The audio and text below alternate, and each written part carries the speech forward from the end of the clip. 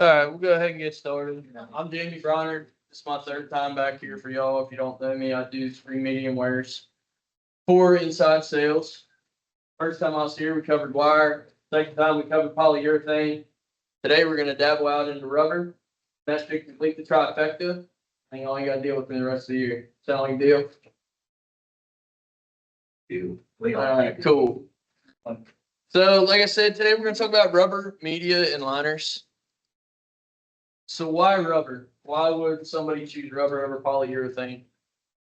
It's great for impact absorption. Rubber is nice and squishy. It takes the impact very well, where we're going to see a lot of it used. It does have a good long wear life. It is lighter weight compared to your AR steel options. We have modular capabilities with this. The nice part about modular capabilities is with steel, I'm working on a chute right now. It's about a 16-foot long chute, and they drag that entire 16-foot worth of steel up in the chute and weld it in.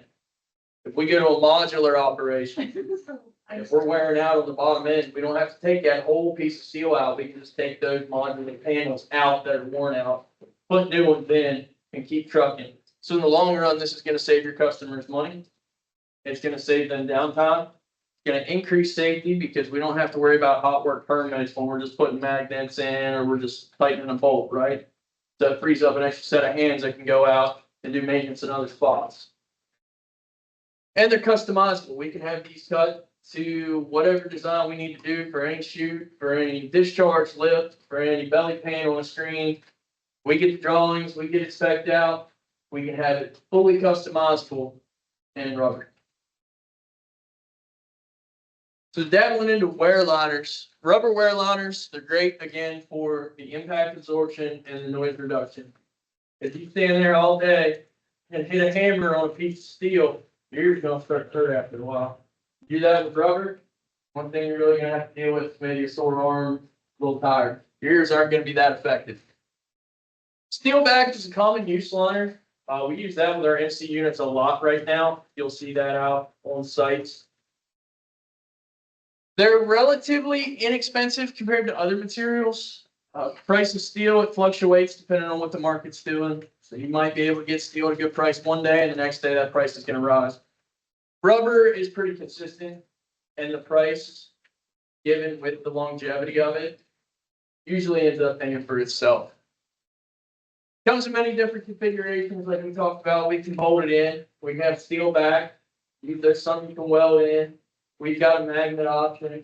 We have inflatable rubber liners that we can utilize. There's a whole realm of options when it comes to rubber liners. We can do tension bars on a screen. So when we're tensioning those screen panels in, that whole clamping bar now is coated in rubber. That's going to protect that and give that a longer life.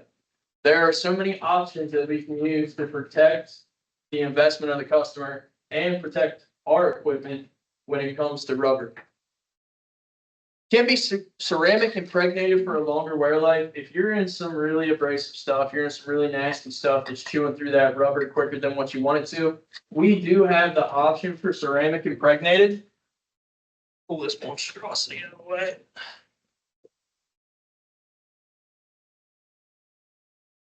Not yet. Wow, I was really going to click wild, wasn't I? You can see it up here in this setup. You'll see the little white circles. That's our ceramic impregnated option. It's going to increase your wear life on that. Again, we can fasten it via glue, stud weld, bolt it through. Some can be welded in. There's an array of options we can use. We've got magnets out on the market now that we can use. We talked about the magnets in the 210 line on TEMA. There's rubber panels that also have magnets in them as well that we can get. The glue, if anybody's ever glued that stuff in or tried to replace it with glue, the glue can be a pain. But when you're looking at wear life, it might be the best option for you. Another big product line is our truck bed liners. These are super cool and they are a blast to put in. I had a great time down there installing these. They are going to reduce the noise by 50%. So the noise that driver hears when he's sitting in his cabin getting loaded, that rubber is going to decrease the noise by 50%. Felt vibration is going to be reduced by 97%. This means better lifestyle for your driver. He's not getting beat up his entire shift and being miserable. He might be a little bit happier and driving a little bit quicker to get these payloads dropped. It's going to protect that truck bed as opposed to steel much longer. We've seen it in some cases up to 6 years. It's stayed in and it hasn't really worn out. With a good installation, you really don't have to worry about those panels falling out down into your jaw or your primary crusher. If the truck is properly prepared, this means that the bed is smooth. There's no crazy wave. It's not wet. It's not rusty. There's nothing there that's going to prevent a good stud weld. We can get these installed in a day. We were able to do this. I believe it was a 775. We got that done in 1 day. We would have had it done in about 4 hours, but we ran into some issues. Stud welder wasn't taking very well, so it took us a little longer. But we can have that installed in 1 day.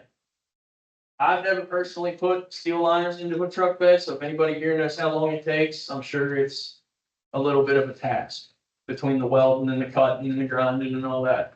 So you got to look at your reduced downtime. There's really no lengthy metal work needed. It's just getting the bed prep, making sure it's smooth, making sure it's rust free, making sure it's dry. Those are going to be really key components in making sure that we can get this liner installed in an adequate amount of time. If it's wet, we got to dry. Welders don't like wet material. Any questions on truck bed liners yet? This is what they look like out of the box, getting ready to be installed. They utilize a lifting eye, so that's going to help increase the safety as well. It's already pre-threaded. You put an eye bolt down into it, clip it to either your telehandler, your overhead crane, whatever you're using to move that panel into the truck bed, clip it into the eye bolt, set it where you need to set it, reuse those eye bolts for the next panel. Makes life very easy setting those things in there. You're not trying to manhandle them around and slipping and sliding. Just have that telehandler, whatever you're using, lower it down in, set them out. They're stud welded into the bed. The only downside to that is when you do replace it, you have to grind off the old studs because they do not come specifically set up with a certain hole pattern. So if you replace it, you will have to cut off those studs, grind those down smooth, and re-stud weld. Here at Mellott, we include the install. So we will get a crew together and we will go out and we will install these for the customer. Trying to get in there, trying to get them some truck bed liners, get them outfitted. Some places charge a little less, but they go crazy with the installation. We're going to throw the install in there, either extremely discounted or for free, depending on how many they do. Again, it's better working condition for the driver. We can get these things set up in many configurations. We can either do the bottom, which is what we have here. We can do the bottom in one side, the bottom of the headboard, or we can do the entire inside of the truck bed. So if you are always loading your truck for some reason from just one side, we can throw those liners on the other side, give you some longer wear life on that bed. Questions, concerns, comments, complaints? Yes, Maybe have we done any of those with just Mellott, or has that been all Norex? to my knowledge, Norex has been heavily involved. They do a lot of them. Yeah. So they're kind of our subject matter experts when it comes to the install. I know we've done a couple up around this area, Oh, we but have. Norex has come up to Oh, us okay. with that. Who here in the shop knows how to do that? And they do it without Corey? We're definitely trying to push to get to that point. I have experience on it now. We do have an SOP and installation manual put together for these. So should Corey or Spencer not be able to come up to help, we do have a step-by-step, what the customer needs to do prior, what the customer needs to supply, what we need to do. We have all that put together and ready to go. Just got to get a couple of them turned out so we can get some more guys with experience and be able to handle that over the side. Thank you. Any other questions? All right, cover that.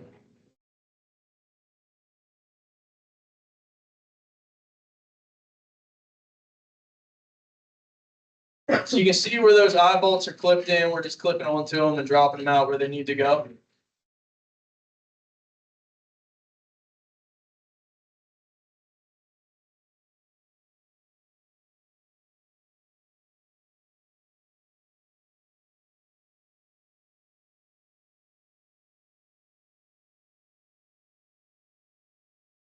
So there we go, one guy stud welded.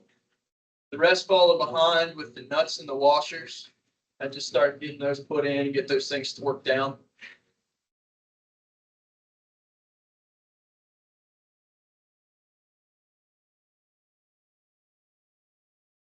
Now, some of these, they were sitting out in the sun, so they started to bow up a little bit. We had to bring this big block in to really set it down and get them to go down on the studs. At that point, once we torqued it down, it sucked everything down where it needed to be.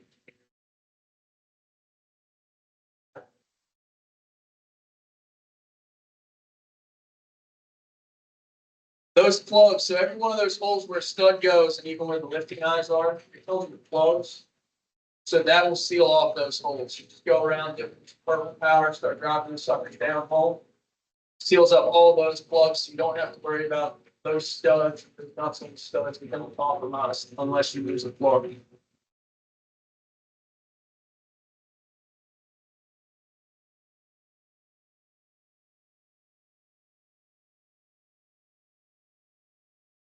Inflatable liners. This is kind of a new venture that we're taking on. We come across these, and essentially what we're looking at with this is our rubber liner. Say, for this demonstration or this explanation, we're going to have it on the discharge lip of a screen. Some place where a lot of fines are starting to pack up, starting to build up. You need to get a guy up there every now and again to scrape it off or hit it with a hammer to break it up so you get rid of it. Also, think of your hard to reach chutes. Your chutes that really start to build up and get a bunch of loam or sticky material built up on them, and it slowly starts to collapse your capacity on that chute. You can put these inflatable liners. They have a pocket molded into them, which essentially is going to expand it, bust off that material, and then deflate back down. Current product utilizes a manual adaptation of this. Our line that we can offer, you have to manually plug in an air line, take 6 psi at plant pressure, you unplug the air line, and it deflates. Down the road, we can look at having some type of PLC or some type of unit that can control this, either with the conveyors, have it timed a certain way. There's things we can look at down the road, but for right now, it's got a manual plug-in. It eliminates the need to knock off material in hard-to-reach areas. So your guys aren't crawling into chutes, they're not crawling on top of the screen and trying to bust all this sticky material off. You can utilize that liner, you're gonna fill up, bust that material off, deflate. We are supposed to have a few of these coming for MC units so that we can get some actual field testing and see how they're going to perform. This is the liner. I think the video should be playing at least. Maybe not.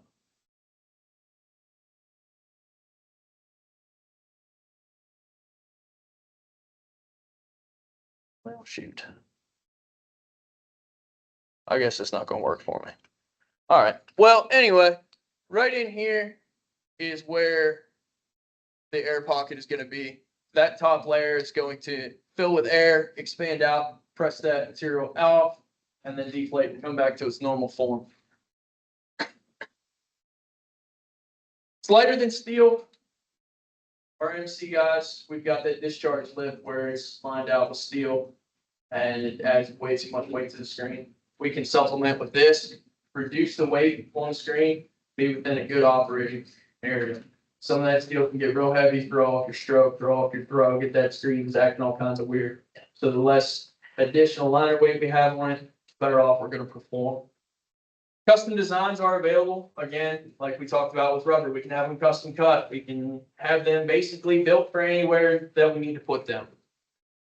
You're going to increase your operation time and you're going to increase safety. You don't have guys crawling into chutes, busting stuff off. You don't have to worry about shutting down so that you can, you got a stone tank. You don't have to worry about losing area in that stone tank because of sticky material. Any questions on inflatable liners? I know the Brett's here. Get after it. They're hungry, Amy. Hey, get them all fed. Dinner or show. I'm just entertaining.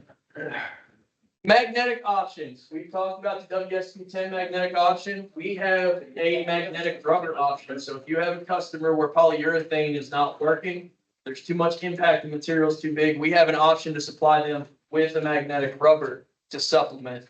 Increases the safety during install and decreases the need for tools. Again, we've all put a magnet on our refrigerator. Same thing, just a stronger magnet in a different function. They're customizable. As we discussed, almost everything here is that we're just talking about. The ability to switch out a single panel versus an entire sheet of rubber is huge. If you have a belly pan lined out with a sheet of rubber, you have to go down, you have to grind off the old glue. You have to put the new glue on and wait for it to tack up, and then press it on and wait for it to set. These are magnetic. Put the magnet on, you call it a day. Life is good, life is easy. Just none of these are gonna play.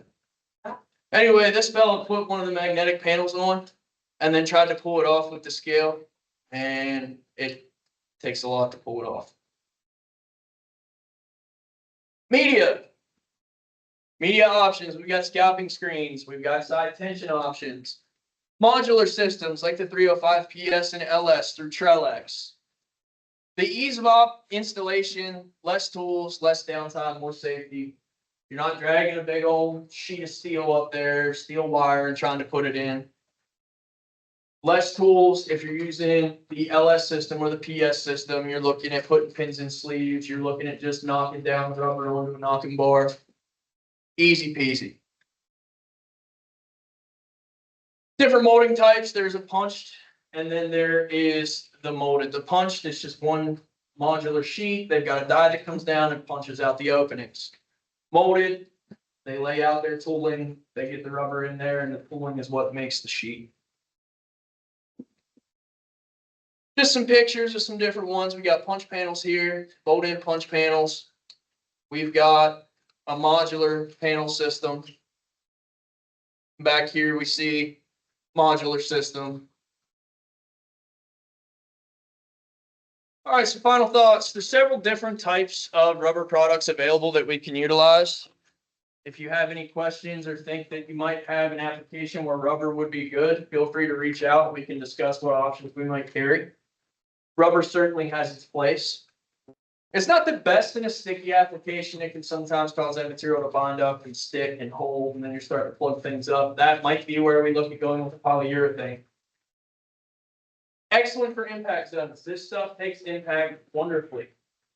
So if you have a situation where you're dealing with a large fall height, or you have some really large stones coming down that's going to have a lot of impact on the panel, rubber's probably going to be your best friend. Relatively short shelf life, approximately 5 years in a controlled climate. So if you're stockpiling it, you let it sit out in the sun, it will degrade.